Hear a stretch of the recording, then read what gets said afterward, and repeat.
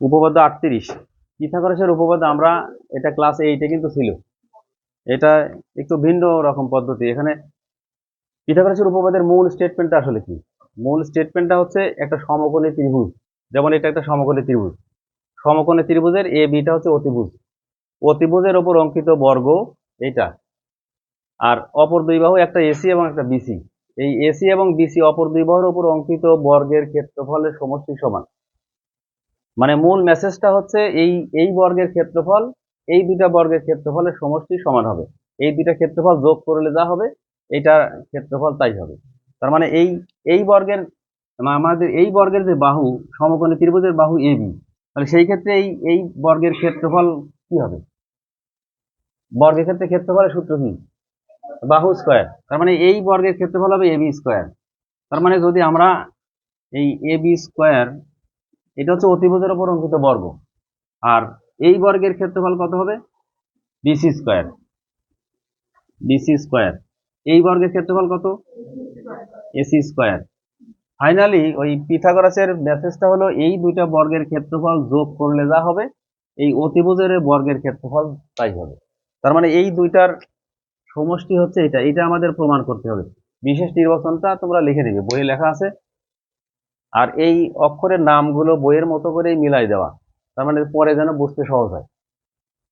আচ্ছা, তার মানে বিশেষ নির্বাচন হবে এখানে অঙ্কনের মধ্যে কিছু কথা আসবে। অঙ্কন অঙ্কন হচ্ছে যে এই যে সি বিন্দু সমকোণ, যেটা এই সমকোণের এই সি বিন্দু থেকে এই এ বি এবং বি এদের সমান্তরাল করে একটা রেখা আঁকাতে হবে। এই সি থেকে সোজা সমান্তরাল মানে এখানে এসে তাহলে কি হবে? লম্ব হবে। যদি আমরা এ বি এটা যেহেতু বর্গ, তাহলে এই দুই বাহু অবশ্যই সমান্তরাল এবং প্রত্যেকটা কোণ সমকোণ। আর এটার সমান্তরাল যদি আমরা এখানে আঁকি তাহলে এখানে সমকোণ হবে এবং এখানে একটা আয়তক্ষেত্র তৈরি হবে। ঠিক আছে? এই আয়তক্ষেত্রে তোমাদের বইয়ে নামকরণ করা আছে, এই বিন্দুটার নাম দেওয়া আছে এম আর এটা দেওয়া আছে এল।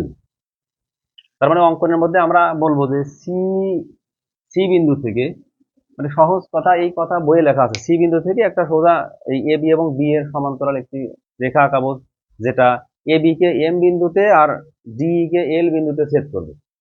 আচ্ছা, এরপরে হলো এই যে বি এবং এফ এই দুটা যোগ করব, বি এফ যোগ করব আর সিডি যোগ করব। হঠাৎ করে এই প্রথম এই চিত্র দেখে অনেকেই মনে হতে পারে যে এই চিত্রটা আসলে জটিল। আসলে জটিল না, আমি আগে যেটা আঁকানো ছিল একটা সমকোণী ত্রিভুজ, ত্রিভুজটা একটু ঘুরাই আঁকানো। এই ত্রিভুজটা অতিভুজের উপর একটা বর্গ হবে, এই বাহুর উপর বা প্রত্যেকটা বাহুর উপর একটা করে বর্গ হবে। আর অঙ্কনের মধ্যে আসবে সি বিন্দু থেকে একটা সোজা লম্ব আসবে, আর এই বি এফ এবং সিডি যোগ করব। যোগ করলে এখানে একটা স্থূলকোণী ত্রিভুজ উৎপন্ন হয় এ ডি সি। আবার এটা যোগ করার কারণে এ বি এফ আর একটা স্থূলকোণী ত্রিভুজ তৈরি হয়। আচ্ছা, এখন এটা যেহেতু বর্গ, তার মানে নিঃসন্দেহে এই কোণের মান কত? 90 ডিগ্রি। আবার এটা যেহেতু একটা বর্গ, এখানেও 90 ডিগ্রি। এখন মাঝখানে যে একটা কোণ এখানে দেখার দৃশ্যমান, তো এই কোণের মান যাই হোক, এই কোণটা যদি এর সাথে যোগ দিই তাহলে এইটা আর এইটা এর সাথে যোগ করলে এই দুটা কোণ সমান হবে। এখন মনে করো 90, এই পাশে 90, এই পাশে 90, মাঝখানের কোণটা মনে করো 20 ডিগ্রি। তাহলে এর সাথেও যদি 20 যোগ করি, এর সাথেও 20 যোগ করি, তাহলে কি সমান হবে না কম বেশি হবে? প্রমাণে যাব। এই কোণ হচ্ছে বিএডি, কোণ বিএডি সমান এই ত্রিভুজের কোণ হচ্ছে সিএএফ। এরা দুজন সমান। কেন সমান? সমকোণ তাই সমান। এখন এই দুইজনের সাথেই মাঝখানের এই কোণটা যদি আমরা যোগ দিই, তার মানে কোণ এই বিএডি এর সাথে যোগ করব এই কোণ বিএসি, আবার এই সিএএফ এর সাথেও যোগ করব বিএসি। দুই পাশেই একই পরিমাণ কোণ যোগ করা যায়। এখন এই দুইটা যোগ করে কি হয়? বিএডি আর বিএসি, এই কোণ আর এই কোণ, এই দুইটা কোণ মিলে এই টোটাল এই কোণ সমান হয়। তাহলে এই কোণটাকে বলা যায় সিএডি। ঠিক আছে? CAD, CAD. আর এই দুইটা মিলে কি হয়? সিএএফ। এইটা আর এইটা যোগ করলে এই যে কোণটা হয় BAF, ঠিক আছে, তাহলে BAF কোণ BAF, এইটুকুর মধ্যে কোনো কোশ্চেন আছে? জাস্ট দুইটা কোণ আমরা একটু সমান করে নিলাম, কারণ এই এই যে স্থূলকোণী ত্রিভুজ, এই ত্রিভুজ আর এই ত্রিভুজটা সর্বসম করব, আর সর্বসম করতে গেলে একটা কোণ সমান লাগবে, তাছাড়া সর্বসম হবে না। কোন কোন ত্রিভুজ? ACD আর BAF, এই ত্রিভুজে কি কি সমান একটু ভালো করে খেয়াল করবে। এই বর্গক্ষেত্রের মধ্যে যদি আসি, এই ACGF এই বর্গক্ষেত্রের মধ্যে যদি আসি, তাহলে এর বর্গের 4 বাহু সমান, নিঃসন্দেহে সমান। তো সেই ক্ষেত্রে আমরা বলতে পারি AF আর AC এটা সমান না? তাহলে এই ACD এই ত্রিভুজের একটা বাহু AC আর এই ত্রিভুজের একটা বাহু AF, এরা দুজন সমান, মানে AC সমান AF। আচ্ছা, আর এই কোণটা যে সমান হবে এটা কেবলই প্রমাণ করলাম, BAF। আর একটা সমান আছে, এই বর্গের ক্ষেত্রে যদি আসি, এই বর্গেরও 4টা বাহু সমান, তাহলে সেই হিসাবে AD আর AB এই দুটা সমান, তাহলে এই ত্রিভুজের AD বাহু আর এই ত্রিভুজের AB বাহু এই দুটা সমান, AD সমান AB। তাহলে আমরা ওই এর আগে শেখা উপপাদ্য বাহু কোণ বাহু, এই উপপাদ্য অনুসারে এই ত্রিভুজ দুইটাকে সর্বসম বলতে পারবো। তার মানে ত্রিভুজ ACD সর্বসম ত্রিভুজ BAF। সর্বসম মানে কি? সর্বসম মানে এই ত্রিভুজটাকে ঘুরায় যদি ওর উপরে বসানো যায়, তাহলে দুইটা ত্রিভুজ সমান সমানে মিলে যাবে। তার মানে এই ত্রিভুজ দুটার ক্ষেত্রফলও সমান হবে। এখানে আমরা এটার পরিবর্তে কিন্তু লিখতে পারি যে অর্থাৎ এই ত্রিভুজ ACD সমান ত্রিভুজ BAF, ঠিক আছে, এটা লাগবে। এখন এবার আসি, এখন সহজে প্রমাণ হয়ে যাবে, এটা দরকার ছিল। অনুসিদ্ধান্ত 2, এই উপপাদ্য 37-এর আগে একটা অনুসিদ্ধান্ত 2 আছে। সেটা 2 হলো যে আমরা কিন্তু এর আগে উপপাদ্যে প্রমাণ করেছি দুইটা চতুর্ভুজ যদি ভূমি একই হয় এবং দুইটা একই সমান্তরাল রেখার মধ্যে থাকে, তাহলে তাদের ক্ষেত্রফল সমান হয়। সেটা ত্রিভুজ আর চতুর্ভুজের ক্ষেত্রে উপপাদ্যটা এরকম অনুসিদ্ধান্তে বলা আছে, অনুসিদ্ধান্ত নাম্বার 2। সেটা হচ্ছে যে একটা ত্রিভুজ আর একটা চতুর্ভুজ যদি ভূমি একই হয়, ত্রিভুজের ভূমি আর চতুর্ভুজের ভূমি সেম, এবং দুইটা যদি একই সমান্তরালের মধ্যে থাকে, তখন এই ত্রিভুজের ক্ষেত্রফলটা চতুর্ভুজের অর্ধেক হবে। তো এখানে আমরা এই যে ত্রিভুজ ACD, এটার একটা ত্রিভুজ, এই ত্রিভুজের ভূমি AD, আবার এখানে যে একটা আয়তক্ষেত্র দেখতে পাচ্ছি, এই আয়তক্ষেত্রের ভূমি AD, দুইটার ভূমি যদি সেম আমরা ধরি, তাহলে এবং এই ADর সাথে CL অবশ্যই সমান্তরাল, তো এই দুইটা সমান্তরাল রেখার মধ্যে অবস্থিত এবং দুজনের ভূমি সেম, সেই ক্ষেত্রে আমরা বলতে পারি এই ত্রিভুজের ক্ষেত্রফল এই আয়তক্ষেত্রের অর্ধেক। আবার এখানে যদি আসি, এই এটার ভূমি এই ত্রিভুজের ABF, ত্রিভুজের ভূমি AF, এবার এই বর্গের ভূমি AF, এবং দুইটা এই সমান্তরাল রেখার মধ্যে অবস্থিত, সেক্ষেত্রে এই ত্রিভুজের ক্ষেত্রফল এই বর্গের অর্ধেক হবে। এই দুইটা স্টেটমেন্ট আমরা লিখবো, বইয়ে বাংলা বিবরণটা লেখা আছে, আমি শুধু ম্যাথমেটিক্যাল টার্মটা লিখবো যে এই ত্রিভুজের ক্ষেত্রফল এটার হাফ, এই ত্রিভুজের ক্ষেত্রফল এটার হাফ। ত্রিভুজ ত্রিভুজ ACD ও